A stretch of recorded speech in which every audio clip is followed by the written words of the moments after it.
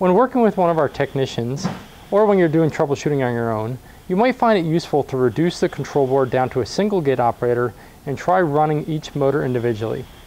This can be done for a number of reasons. If you suspect one of the arms is causing a problem with the entire system, this is a great way to isolate the arm. You can see that the control board is working out of the terminals with one operator arm, but then the very same terminals is not working with the other operator arm. In order to do this, this is the steps you would do. First, since you have a dual operator, you would take the power off and you'd flip the center dip switch down. Down makes it a single gate operator. We already have motor 1 wired up. We would go ahead and run the operator as a single gate operator with the motor 1 wires and limit 1 wires in place. Make sure that your second operator is moved to the halfway position so that it's clear of the other gate swinging, since it's not going to move. You can activate your gate operator however you're trying to test it. You can use the center button for most people. That's the way to test it directly off the control board. And run it through a cycle.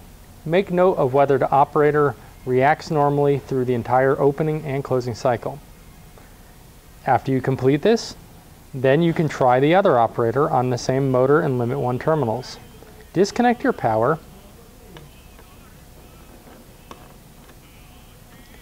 Remove motor 1. Remove limit 1. Move these wires out of the way.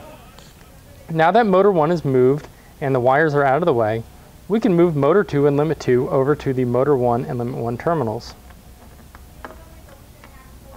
Now that the motor 2 wires are moved over to motor 1, we can just switch the limit block from limit 2 to limit 1, no rewiring required. Now we can power up. It's still set to single gate operator, and you can press the center button to activate it and run it again as a single gate operator, this time with the other motor wired into motor 1. Make sure that your other motor is set to the halfway point so that way the gate is cleared from obstruction with the gate that's going to be moving. You will now be observing the other operator arm on whether it's moving or not moving, both open and closed. And you're running out of the same terminals you just witnessed the other operator arm either moving or not moving. And this is what's going to tell you whether it is one of the operator arms or not one of the operator arms that is malfunctioning.